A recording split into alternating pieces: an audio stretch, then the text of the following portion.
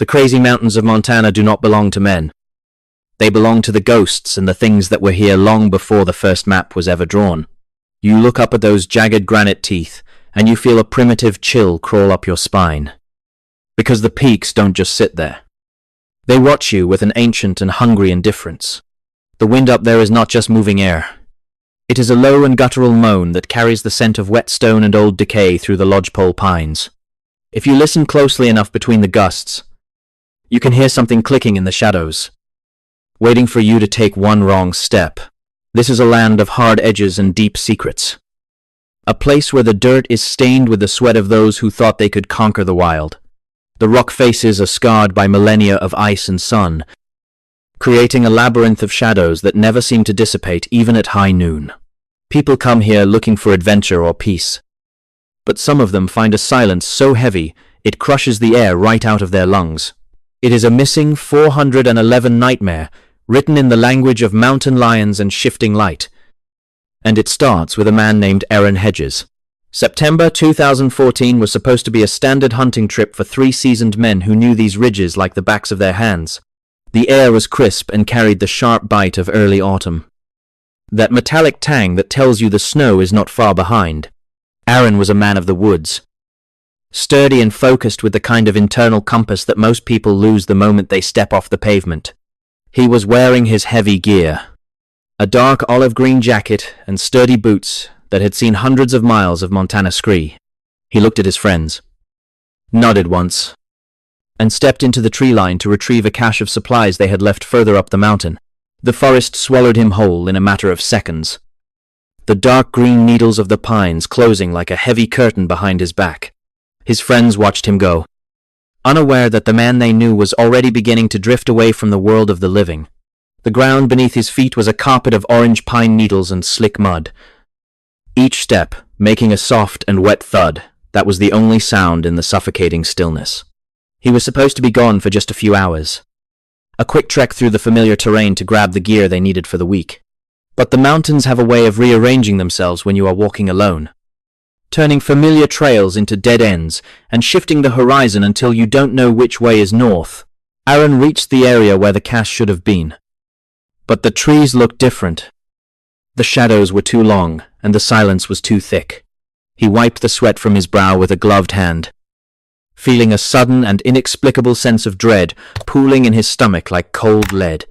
The air around him seemed to vibrate with a low frequency, a hum that he felt in his teeth more than he heard in his ears.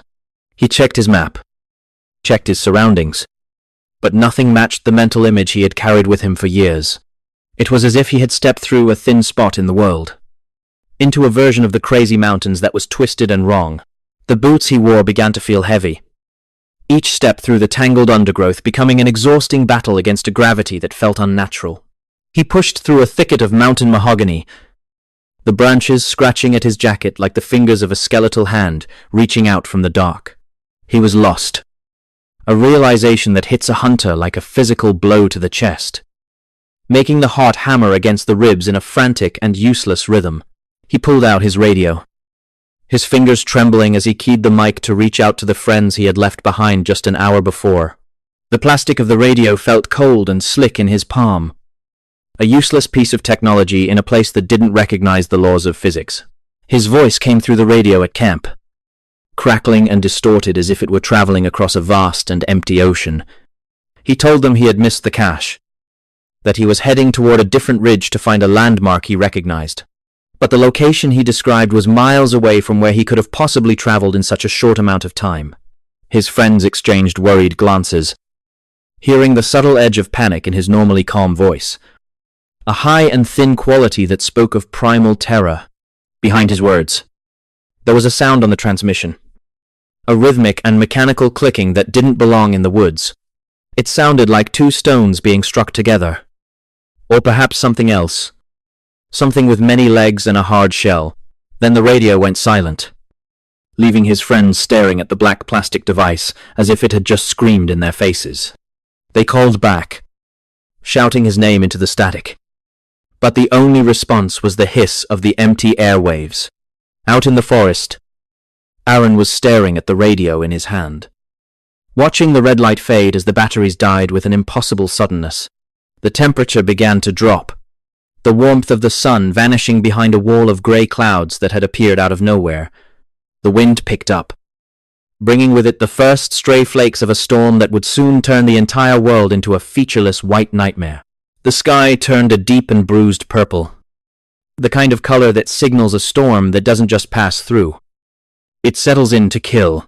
Within an hour, the mountains were buried under a sheet of driving snow that blinded the eyes and choked the breath. Aaron was out there, somewhere in the white abyss, his olive-green jacket invisible against the swirling chaos of the blizzard.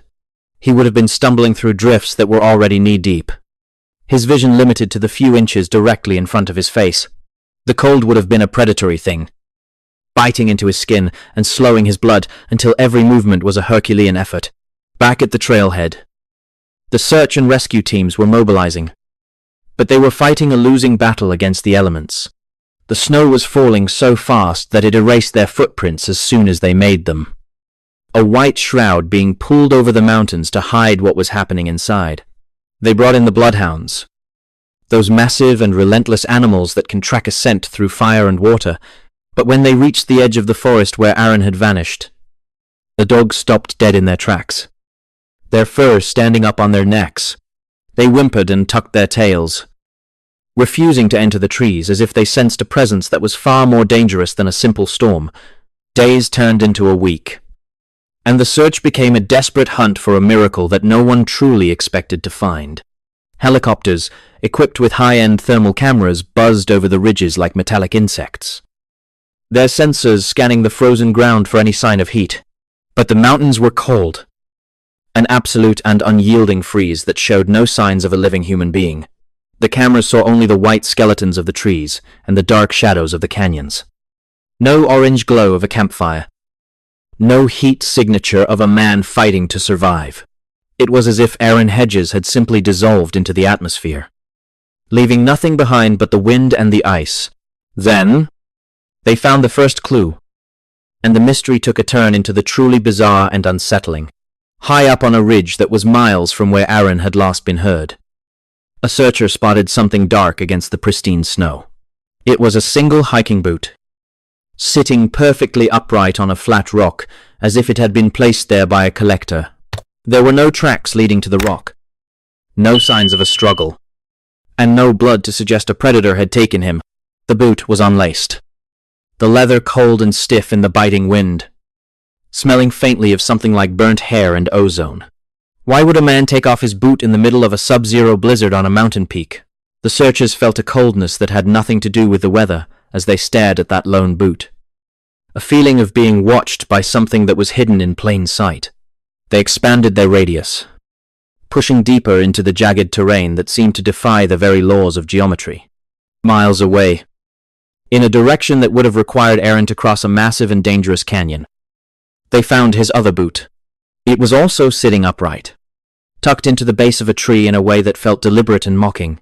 His water bladder was found even further away, tucked into a crevice in the rock that was nearly impossible to reach without climbing gear. The geography made no sense. The timeline made no sense. And the items left behind suggested a man who was systematically being stripped of his survival gear. A veteran hunter like Aaron would know that losing your boots in the snow is a death sentence. Yet he had apparently walked for miles through the jagged rock and deep drifts in his stocking feet. Or perhaps he hadn't walked at all. Perhaps he had been carried by something that didn't leave tracks in the snow. The search teams were exhausted, their spirits broken by a mountain that seemed to be playing a cruel game of hide-and-seek with a dead man. They eventually called off the search, leaving Aaron Hedges to the elements and the whispers of the crazy mountains. Years passed. 730 days of silence and unanswered questions for the family he left behind. The case became a staple of the missing 411 files, a prime example of the high-altitude disappearances that defy conventional explanation. People talked about mountain lions. They talked about hypothermia-induced paradoxical undressing, but none of it explained the distances or the placement of the gear. The forest grew over the trails. The snow melted and froze a dozen times over, and the mountains seemed to have forgotten the man it had taken. But the mountains never truly forget. They only wait for the right moment to give back what they have broken. In 2016, a rancher was out checking on his land, miles away from the initial search area, when he found something white, bleached by the sun. It was a fragment of bone. And then another. And then the remnants of clothing that had once been dark olive green. Aaron Hedges had finally been found. But the discovery only brought more questions and a deeper sense of unease. His remains were found on the far side of the mountain range, in an area that would have required a superhuman effort to reach on foot during a blizzard. He was miles and miles away from the last known point, in a location that searchers had never even considered looking. His clothing was found in a neat pile near his remains, folded or stacked in a way that suggested a calm and methodical process rather than a panicked death. His skull was found some distance away, its empty eye socket staring back toward the high peaks where his ordeal had begun. There were no marks of animal predation on the bones. No teeth marks or splintering that would suggest a bear or a cougar had dragged him there. It was as if he had been placed there, a final piece of a puzzle that had been solved by a mind that didn't think like a human.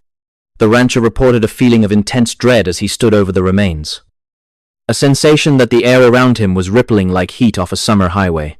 This brings us to the theories that the official reports refuse to touch, the ideas that sit on the fringes of our understanding of the natural world.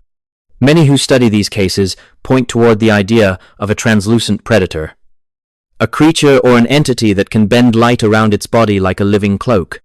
They call it the shimmer, or the glimmer man, a presence that is often preceded by a rhythmic clicking sound and a sudden, heavy silence in the woods. It is a predator that doesn't hunt for food, but seems to collect its victims, moving them across impossible distances and leaving their belongings in strange, artistic arrangements. If Aaron had encountered such a thing, it would explain the disorientation and the impossible movement across the mountain range.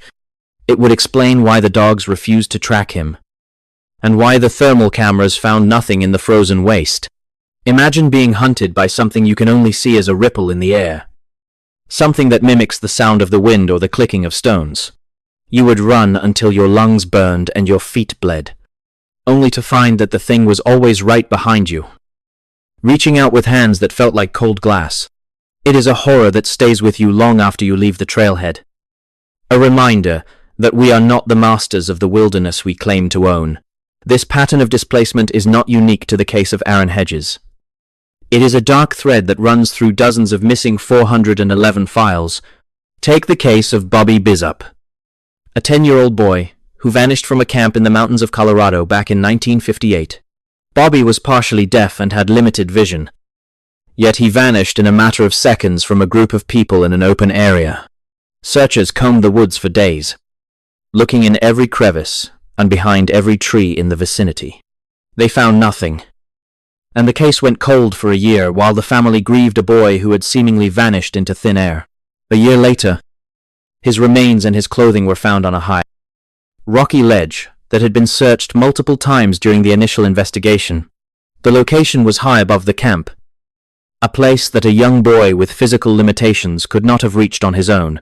Just like Aaron, his belongings were found in a way that suggested he had been moved there by something else. The displacement of the body to a location previously cleared is a hallmark of these mysteries, as if the mountains are mocking the efforts of those who try to find the lost. It is a chilling reminder that the world is much larger and much stranger than we like to admit. When you go into the high country, you carry your gear and your GPS and your sense of security. But none of those things matter when the mountains decide they want you. You can be the most experienced hunter in the state, and you can still find yourself lost in a patch of woods you have known your entire life. The air will grow heavy. The birds will stop singing, and you will hear that low, rhythmic clicking coming from the shadows behind the pines. You will feel the urge to run, to strip off your heavy clothes and your boots as your mind begins to fracture under the pressure of the unseen. The story of Aaron Hedges is not just a tale of a hunting trip gone wrong. It is a warning etched into the granite of the crazy mountains. It tells us that there are places in this world where the rules are different, where the light doesn't fall the way it should and the wind speaks in tongues. We may never know what truly happened to him in those final freezing hours in 2014, But we know the feeling of the mountains watching us. We know the shiver that comes when the sun goes down and the shadows start to move on their own. And we know that somewhere out there, in the deep and silent places, the clicking has never stopped. Keep your eyes on the tree line, and never assume that you are alone in the woods. Even when the silence is absolute, the things that live in the high places have been there since the beginning. And they have all the time in the world to wait for you to take a wrong turn. Don't let the beauty of the peaks fool you into thinking they are kind. Because the mountains are hungry, and they do not like to be ignored. When the air begins to shimmer and the wind starts to moan, keep your head down and keep moving. And pray that you are not the next one to be written into the files. For Aaron Hedges, the mountains were a final destination, and his story remains a ghost in the Montana wind, forever out of reach. The mystery of the missing 411 is a puzzle with pieces that don't fit, and stories that have no ending. It is the cold reality of the wild, the sharp edge of the unknown that cuts through our modern comfort. We search for answers in the dirt and the stone, but all we find are more questions and the echo of a name called out into the dark. Aaron Hedges is gone, but his memory lingers in the jagged peaks of the crazy mountains, a silent witness to whatever it is that lurks in the shadows. Watch your step, listen to the wind, and never forget that, in the mountains, you are always being hunted.